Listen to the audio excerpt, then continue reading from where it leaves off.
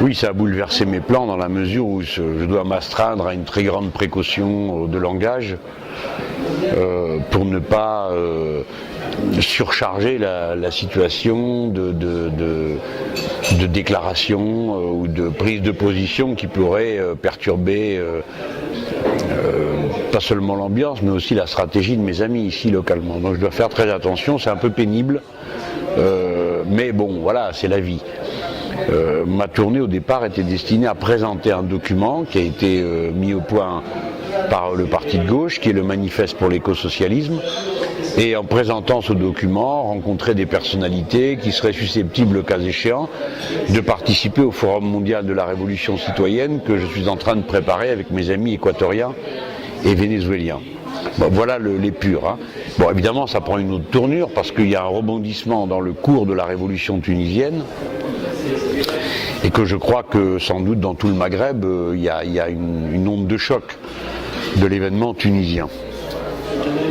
Après, bon, il faut bien dire les choses comme elles sont. Ce genre de situation fait beaucoup réfléchir et on en tire beaucoup d'enseignements. Donc je suis très heureux de pouvoir observer de près pendant 2 jours les réactions, les comportements, les réflexions de ceux qui sont les protagonistes de premier rang de cette affaire, puisque en si peu de temps, j'aurais déjà rencontré le Front Populaire, qui est la formation un peu,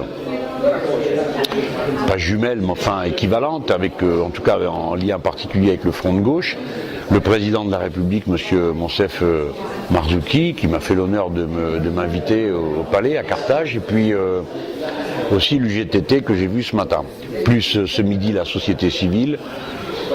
Donc on peut dire que c'est un tour d'horizon assez complet, des points de vue, et des manières de ressentir les événements. Vous connaissez personnellement Chokri Belaïd parce que vous entretenez des... Non, je ne le connaissais pas personnellement. On m'a dit que nous avions beaucoup de points comparables, lui et moi, mais hélas, je ne l'aurais pas connu à temps pour pouvoir m'en apercevoir et en avoir le bonheur. Oui, moi je suis confiant parce que d'abord la société tunisienne fait preuve de beaucoup de maturité politique. Vous savez, ce sont des choses qui dans d'autres pays auraient pu dégénérer. Le meurtre de M. Belaïd. Hein, moi je ne prends pas de pari sur ce qui se passerait en France si on assassinait un homme politique de cette envergure. Donc la société fait preuve de maturité, de capacité de rassemblement, et ça pour nous c'est un terreau extrêmement favorable, pour nous la gauche. Alors après, la gauche se reconstruit, il est temps de se rendre compte qu'elle a été décimée par le pouvoir de M. Ben Ali. Parce qu'en Europe et en France en particulier, beaucoup s'étaient accommodés de l'idée que puisque le parti de M. Ben Ali était membre de l'Internationale socialiste, il ne pouvait pas être fondamentalement mauvais. Hein. Une fois que le pouvoir benaliste est parti, on découvre une gauche sinistrée, détruite, parce que beaucoup de ses cadres ont été assassinés ou son parti sont exilés. Bon. Alors nous sommes dans une phase de reconstruction, mais il ne faut pas poser les problèmes de la gauche autrement que par rapport à la société tunisienne et pas par rapport à elle-même. Donc en gros, il y a un écueil à éviter, c'est d'enfermer toute la politique dans pour ou contre les islamistes, un peu comme en France.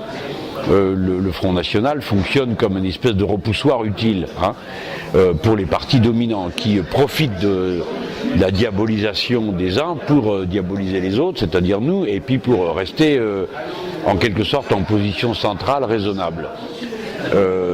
Donc moi, de ce que j'observe, je vois bien que si le rassemblement en face des islamistes est une espèce de rassemblement hétéroclite où on s'accorde sur le plus petit commun dénominateur social, le désastre est assuré d'avance. Parce que la question qui est posée à la gauche est celle de la reconquête des catégories populaires, urbaines, qui votent pour les partis islamistes. Et ça, elle ne peut le faire qu'en accentuant l'incidence de la question sociale sur les consciences. Car évidemment, le parti islamiste est un parti néolibéral, de rien d'autre. Hein. Sur le plan économique, c'est même un parti assez violent, violemment néolibéral. Il faut faire très attention à ne pas se laisser enfermer dans les catégories intellectuelles françaises. la tentation est grande parmi les secteurs dépossédants, en Tunisie comme partout ailleurs, d'échanger la paix contre la démocratie.